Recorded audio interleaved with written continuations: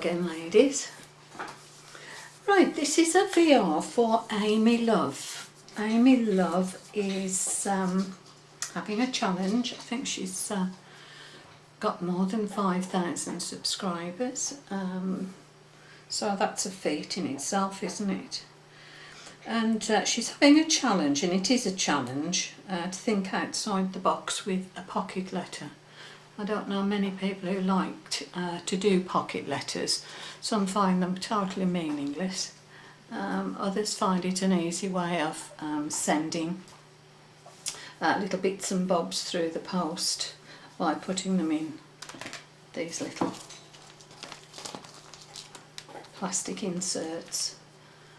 Now, Amy said that she wants a shabby chic pocket letter or something depicting where you live. Well, mine's neither. There's nothing particularly interesting about where I live. So this is about me. This pocket letter is about me. I like literature. I like the written word. So what I've done here, I've made 9 little snippets from books that I like, and they've all got a little bit of meaning in them, which you might find interesting. Rather than looking at something, you can take it out and actually physically read something if you're in that sort of frame of mind. Now here, one of my favourite little verses. From quiet homes and first beginnings, out to the undiscovered ends, there's nothing worth the wear of winning but laughter and the love of friends. And that was written by Hilaire Belloc. And it's sure to be true, laughter and the love of friends gets you through life, doesn't it? And as I was typing out these little pieces, I thought to myself, life is all about emotion, isn't it? Sadness, happiness, love, it's all about emotion. Now this first one is a lyric written by Spike Milligan, and it was read at Linda McCartney's funeral. I didn't realise it was written by Spike Milligan, I must admit. So I'll read this little, it's only a little bit, but I'll read it to you. It was summer, on the lake a golden haze. It was summer, it was one of those endless days.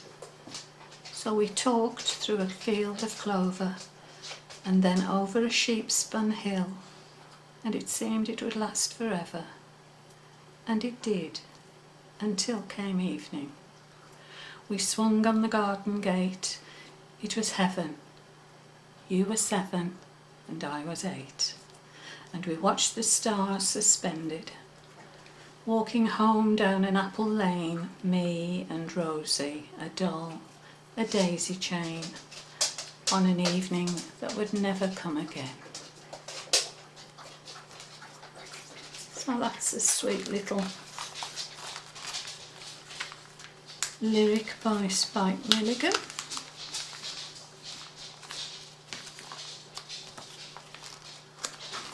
Excuse the dogs in the background wandering about. And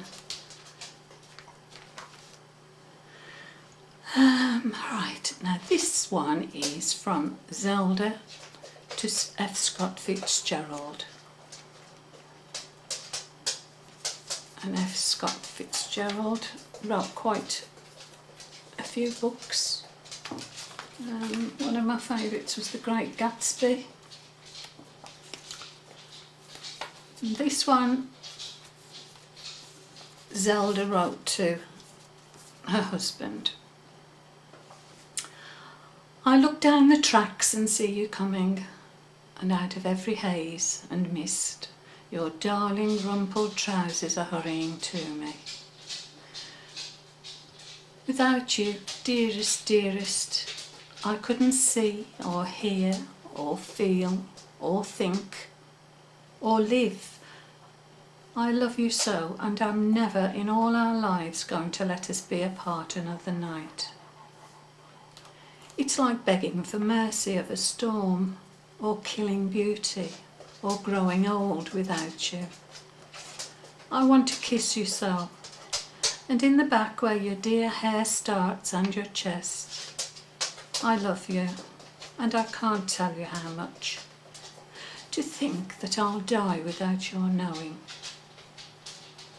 Goofo, you've got to try to feel how much I do, how inanimate I am when you're gone.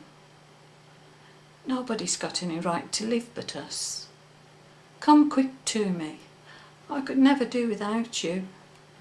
If you hated me and were covered with sores like a leper, if you ran away with another woman and starved and beat me, I would still want you. I know. That's a woman in love for you. To the extreme, I think.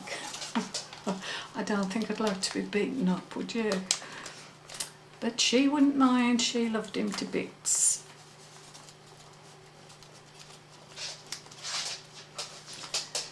Right, the next one comes from the book Cider with Rosie.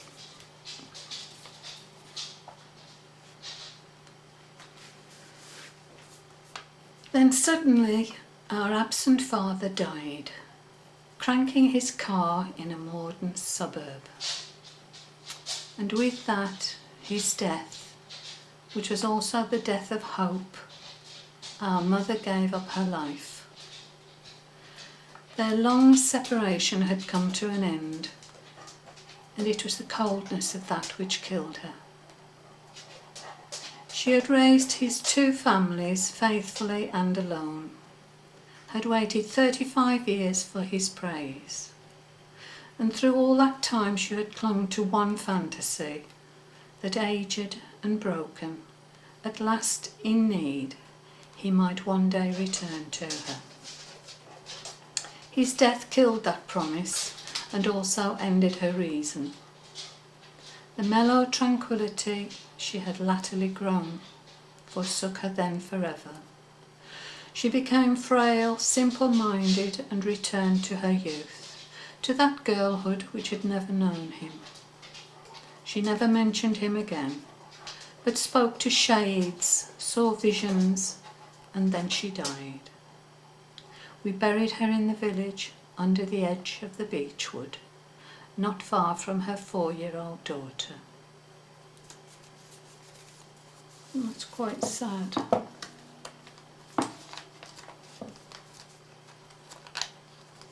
A wonderful book, Cider with Rosie, and the film actually was good interpretation of the book. The next little snippet is from Ivan Turgenev, or Ivan Turgenev, or Turgenov. My Russian's not very good. Right, he was a great observer of people. And he writes, I was present at the death of a poor old woman who lived in the same house as we. Covered with rags, lying on hard boards with a sack under her head, she died hardly and painfully. Her whole life had been passed in the bitter struggle with daily want. She had no joy, had not tasted the honey of happiness. One would have thought surely she would rejoice at death, at her deliverance, her rest.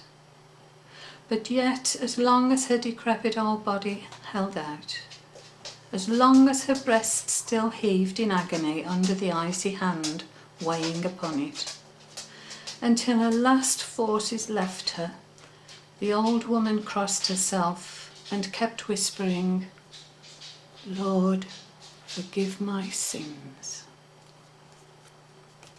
And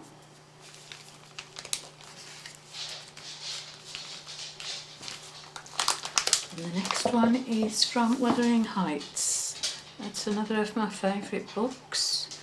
And this is, these are words from Heathcliff speaking about Cathy.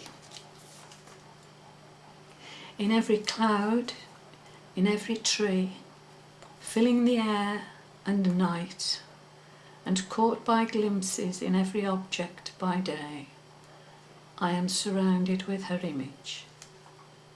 The most ordinary faces of men and women, my own features, mock me with a resemblance. The entire world is a dreadful collection of memoranda that she did exist and that I have lost her. I have to remind myself to breathe, almost to remind my heart to beat. And now we have Cathy speaking about Heathcliff. If all else perished and he remained, I should still continue to be. And if all else remained and he were annihilated, the universe would turn to a mighty stranger. I should not seem part of it. My love for Linton is like the foliage in the woods. Time will change it, I'm well aware, as winter changes the trees. My love for Heathcliff resembles the eternal rocks beneath, a source of little visible delight, but necessary.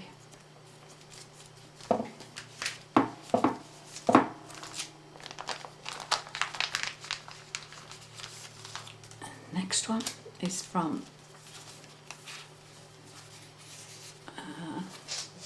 one of the sermons of John Donne. All mankind is one volume. When one man dies, one chapter is not torn out of the book, but translated into a better language. And every chapter must be so translated. God employs several translators. Some pieces are translated by age, some by sickness, some by war, some by justice. But God's hand shall bind up all our scattered leaves again, for that library where every book shall lie open to one another.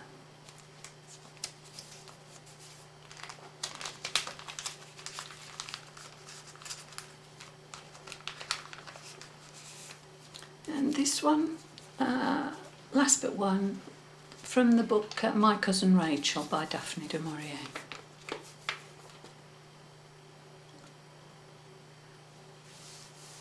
I don't know why he turned to me, but he did. Those things can never be explained. They happen. Why this man should love that woman. What queer chemical mix-up in our blood draws us to one another. Who can tell?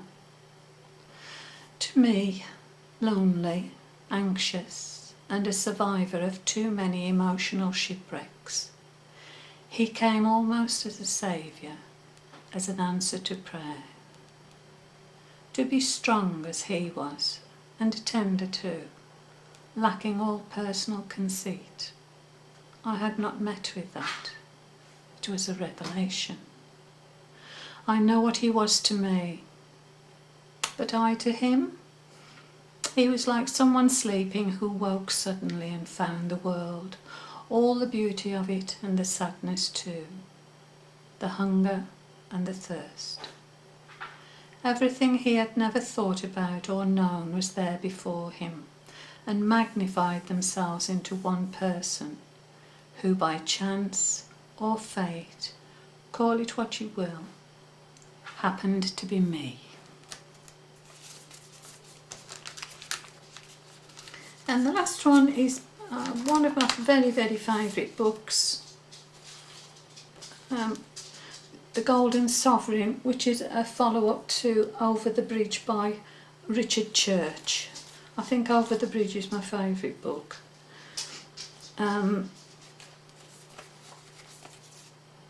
He's such a sensitive boy.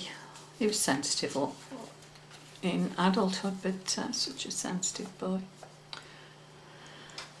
And he fell in love with a girl called Maudie when he was younger. That was unrequited love too. Anyway, in this autobiography he says, Maudie began to sing Dvorak's songs my mother taught me. She sang it like a child, the open notes almost breaking upon their own candour. The skill could not be that of art, for she was too young and untrained. It was the luck of youth, perhaps. Whatever the source of this perfection, it was too much for me. I left the table and crushed myself into the corner of the room, between the wall and a cabinet, my face hidden, in an effort to control the devastating conflict of emotions. Sorrow, rapture, loneliness, recognition, and acceptance of pure beauty. To my astonishment, I felt a pair of warm hands on my shoulders, drawing me away from the wall. "You're too silly," she said. "Look, let's go for a walk." And with that she kissed the tip of my ear and fled. Well, I just thought those 9 little snippets might be a change, something to do other than look at a pocketbook. So Amy, I hope that's acceptable for you, and I hope you've enjoyed listening to those little snippets from some of my favourite bits of literature. So thanks for looking in, ladies, and I'll speak to you again soon. Bye for now.